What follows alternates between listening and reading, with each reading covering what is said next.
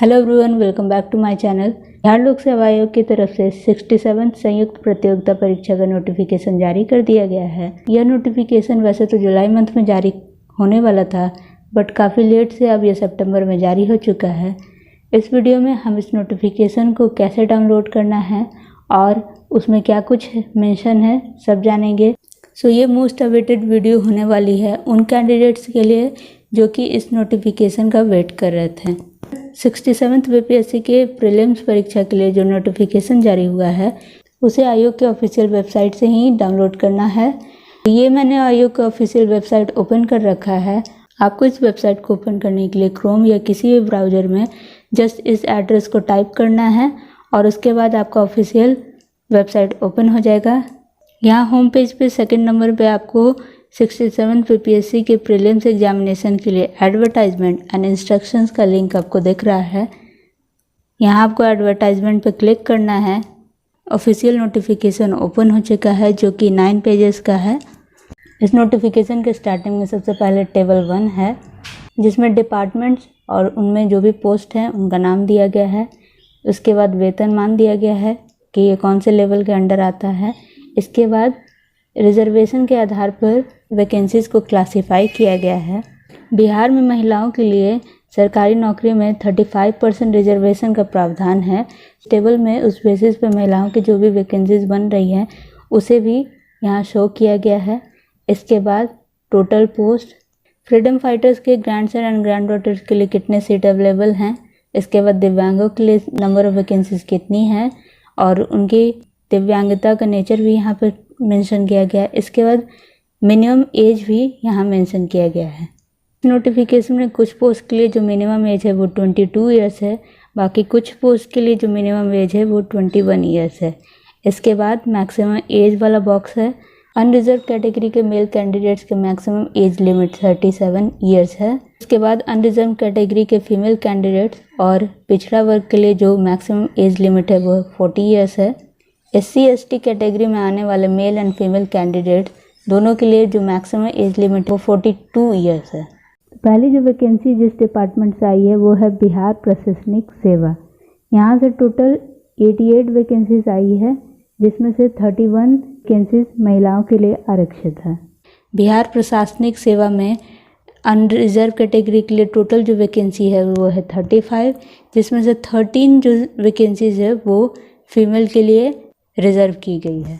इसी तरह हर कैटेगरी की टोटल वैकेंसी और उसमें महिलाओं के लिए कितनी वैकेंसी रिज़र्व है ये भी यहाँ पर मेंशन है। सबसे ज़्यादा जो वैकेंसीज़ है वो है ग्रामीण विकास पदाधिकारी की। यहाँ टोटल नंबर ऑफ़ वैकेंसीज़ 133 है जो कि सबसे ज़्यादा है। इस टेबल के लास्ट में total number of vacancies mention है जो कि 555 है, जिनमें से 174 वैकेंसीज़ महिलाओं के लिए आरक्षित है। इस प्रतियोगिता परीक्षा के लिए भारतीय नागरिकों से ऑनलाइन आवेदन आमंत्रित किया गया है।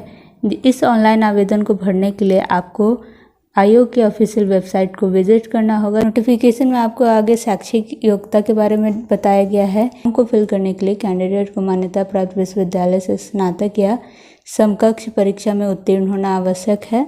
इसके बाद इस नोटिस में आरक्षण से रिलेटेड डिटेल दिया गया है। आपको आरक्षण का लाभ चाहिए तो आपको ऑनलाइन फॉर्म में आरक्षण का दावा करना होगा। जाति के आधार पर आरक्षण का लाभ उन्हीं उम्मीदवारों को मिलेगा जो कि बिहार राज्य के स्थायी निवासी हैं। बिहार राज्य के बाहर के कैंडिडेट्स को आरक्षण का लाभ नहीं मिलेगा। ऊपर मेंशन किए गए आरक्षण को प्राप्त करने के लिए उम्मीदवारों के पास स्थायी आवासीय प्रमाण पत्र होना अनिवार्य है। अनुसूचित जाति और जनजाति के कैंडिडेट्स के लिए ये दोनों ही सर्टिफिकेट उनके पास होना ज़रूरी है। पिछड़ा वर्ग को आरक्षण का फ़ायदा पाने के लिए क्या प्रमाण पत्र अपने पास रखना ज़रूरी है वो भी यहाँ पर दिया गया है। इसके बाद के पॉइंट में महिलाओं से संबंधित आरक्षण के बारे में बताया गया है। फीमेल कैंडिडेट्स के जो भी सर्टिफिकेट्स होंगे उसमें फादर का नेम एंड एड्रेस मेंशन होगा, ना कि हस्बैंड का। इकोनॉमिकली वीकर सेक्शन जिनके लिए 10% रिजर्वेशन का प्रावधान है उन्हें अपनी आय और अपनी संपत्ति का प्रमाण पत्र बनाना होता है। अगर आपके पास है तो ठीक है, अगर नहीं है तो आप बनवा लें।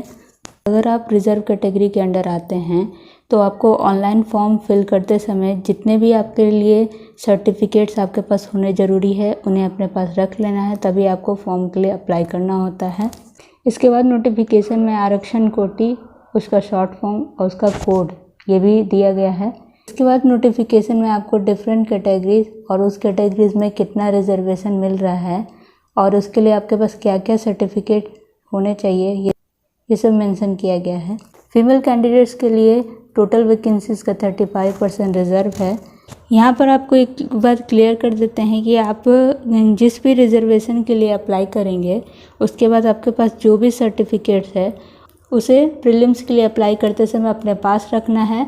उसका डिटेल फॉर्म में फिल नहीं करना है, उसका डिटेल आपको मेंस के फॉर्म को फिल करते समय मेंशन करना है, जिसमें आपको सर्टिफिकेट का डेट और सर्टिफिकेट का नंबर ये दोनों मेंशन करना होगा। कैंडिडेट उसी डेट ऑफ बर्थ को यहाँ पर मेंशन करें जो कि आपके मैट्रिकुलेशन सर्टिफिकेट में दिया गया है।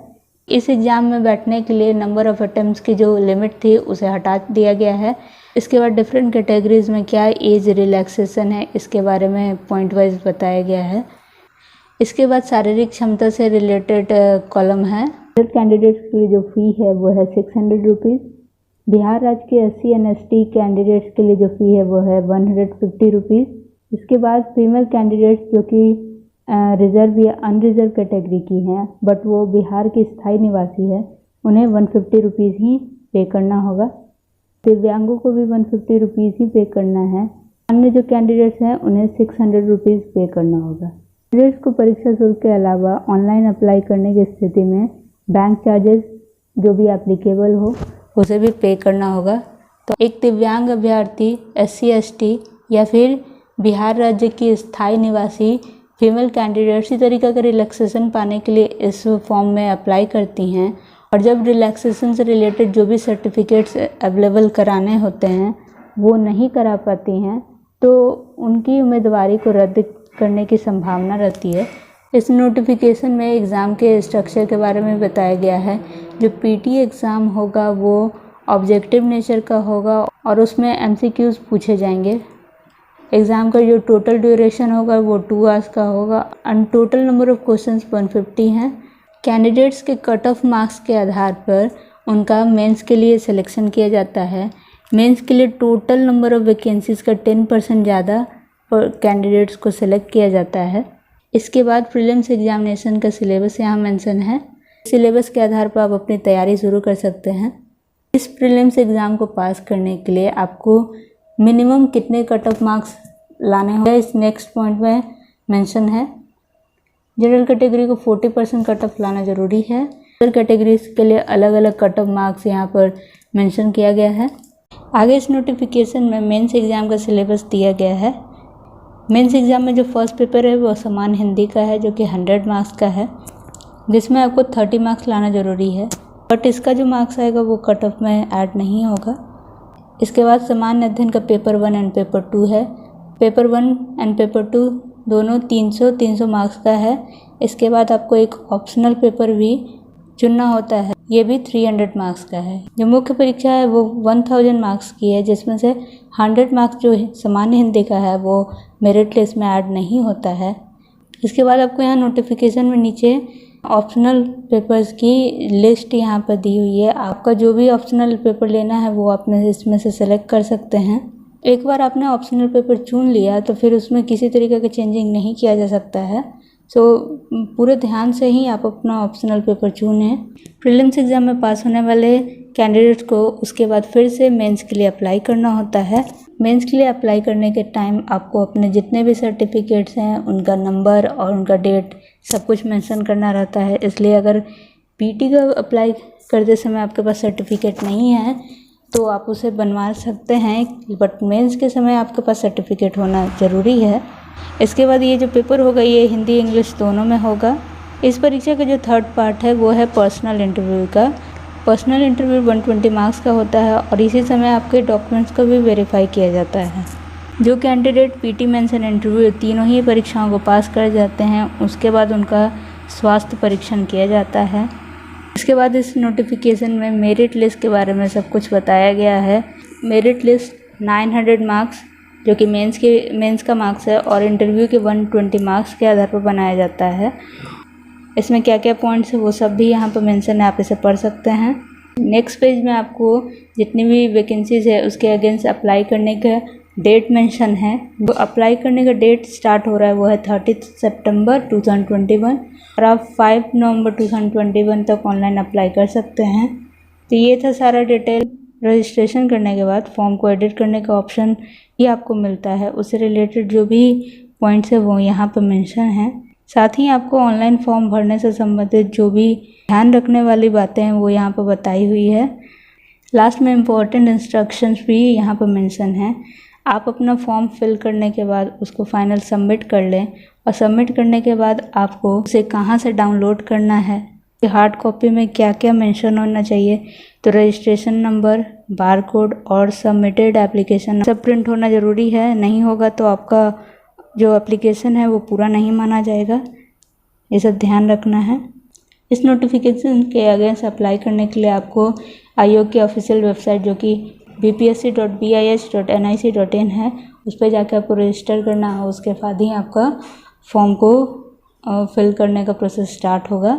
67 बीपीएससी का प्रीलिम्स का एग्जामिनेशन कब तक होने की संभावना है? एग्जामिनेशन दिसंबर में होने का संभावना है।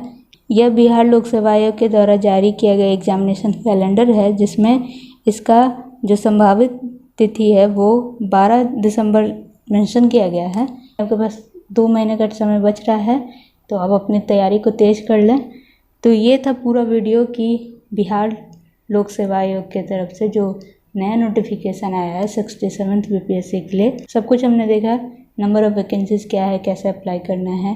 आज की वीडियो में बस इतना ही। Thanks for watching.